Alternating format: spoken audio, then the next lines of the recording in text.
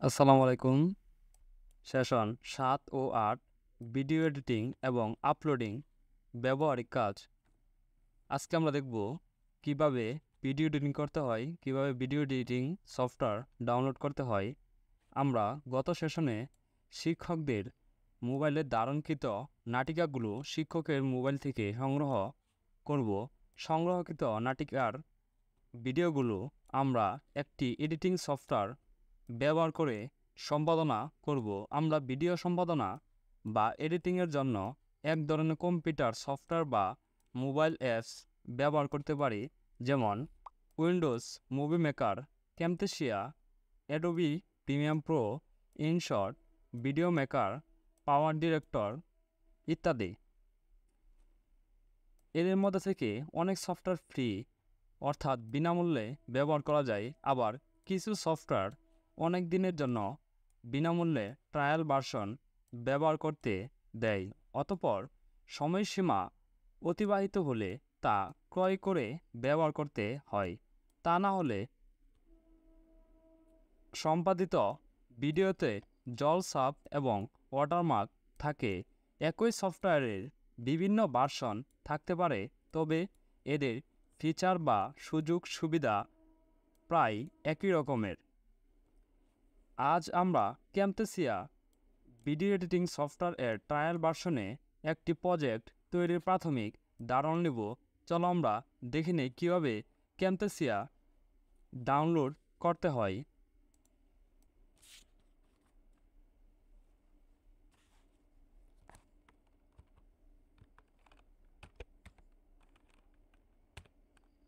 ক্যামটেসিয়া download লেখার পর প্রথম যে ওয়েবসাইটটি আসবে সেটাতে আমরা ক্লিক করব, ফ্রি ডাউনলোড। এখানে আমি ক্লিক করার সাথে সাথে সফটওয়্যারটি ডাউনলোড হয়ে যাবে, ভিডিওটি বড় হয়ে যাবে। বাকি কাজগুলো তোমরা দেখবে। আর যদি ক্যামটেসিয়ার ফুল ভিডিও চাও তাহলে কমেন্ট করে জানাবে, তাহলে আমি আলাদা একটি ভিডিও দেব। চলো আমরা পরবর্তী পৃষ্ঠাগুলো দেখে নেই।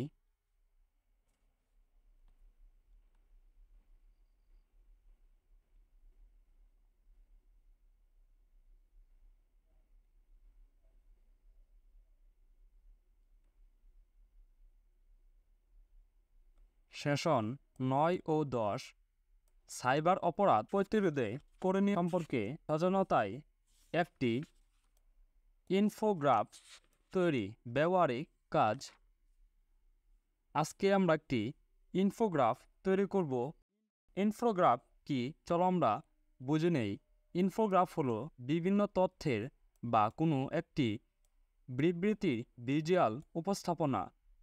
এটি কোনো গল্প বলতে, কোনো আইডিয়া উপস্থাপন করতে বিভিন্ন ছবি এবং কালারফুল টেক্সট এর মাধ্যমে আকর্ষণীয় করে উপস্থাপনাকে বোঝানো হয়।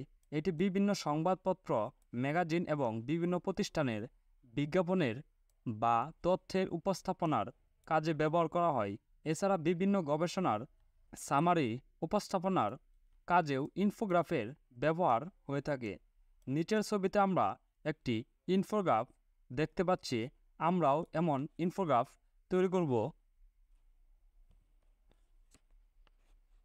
ইনফোগ্রাফ তৈরি করার সময় যে বিষয়গুলোর দিকে আমাদের লক্ষ্য রাখতে হবে সে বিষয়গুলো হলো: এক, একটি কাগজে শুরুতে একটি ডিজাইন করে নেব, আকর্ষণীয় টাইটেল ও লেখাগুলো নির্ধারণ করব, সফটওয়্যারের একটি আকর্ষণীয় টেমপ্লেট ব্যবহার করব, রঙের ব্যবহার এবং লেখার ফন্ট যেন খুব বেশি পরিবর্তন না হয়। খুবই গুরুত্বপূর্ণ তথ্যগুলো অবশ্যই আনতে হবে। আইডিয়া সম্পর্কিত খুবই সাধারণ কিছু ছবি ও আইকন ব্যবহার করা যেতে পারে। প্রয়োজনে একাধিক পেজ তৈরি করা যেতে পারে।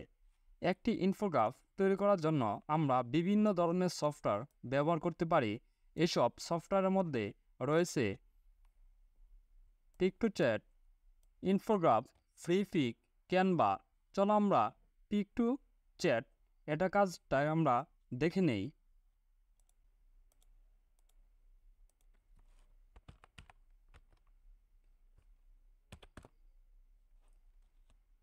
পিকটোচ্যাট সার্চ দিলে চলে আসবে। প্রথমেই আমরা লগ ইন করে নিতে পারি।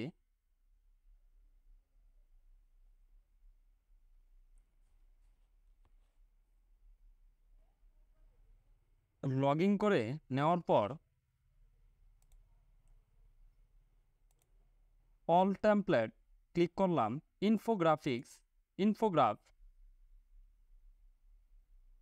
ইনফোগ্রাফিক্স ক্লিক করার পর এখানে একটি ব্ল্যাঙ্ক পেজ হচ্ছে খালি পেজ। আমরা সম্পূর্ণ নিজেরাই সব ডিজাইন করে নিতে পারবো। এখানে অনেকগুলো টেমপ্লেট আছে, এই ডিজাইনগুলো আমরা নিজেদের মতো তৈরি করে নিতে পারবো। চলো আমরা একটি ব্ল্যাঙ্ক পেজ নেই।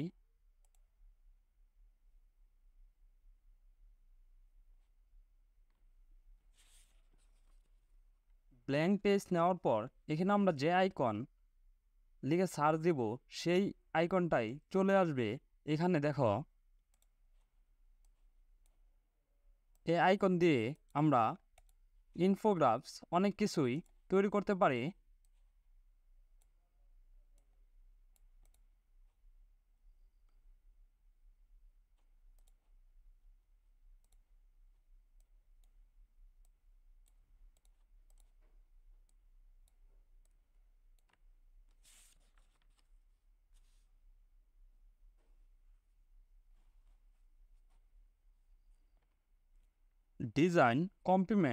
আমরা ডিজাইন কমপ্লিমেন্টে ক্লিক দেওয়ার পর গ্রাফিক্স অ্যান্ড টেক্সট ক্লিক করার পর এখানে অনেক টেমপ্লেট আছে, আমরা সেগুলো নিয়েও কাজ করতে পারি। চলো দেখে নেই।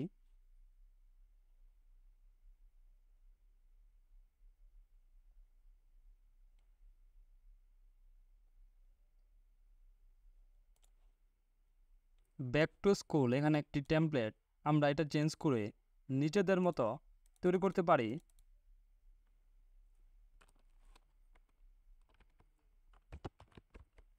সাইবার অপরাধ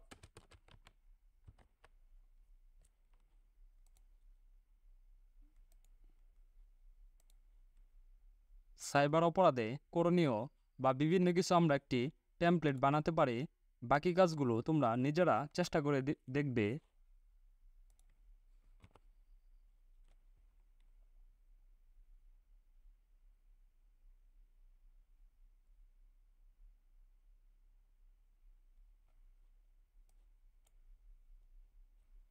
কাজ 3, নিজ ইনফোগ্রাফের ছবি সংগ্রহ এবং টেমপ্লেটে কাজ করা।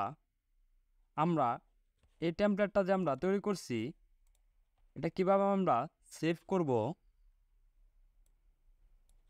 ডাউনলোড করতে পারি। এখানে ডাউনলোড ক্লিক দিলে ফাইলটি ডাউনলোড হয়ে গেছে। আমরা পিএনজি, পিডিএফ বা পাওয়ার পয়েন্ট, আমরা পিএনজিতেই ডাউনলোড দিলাম ফাইলটি।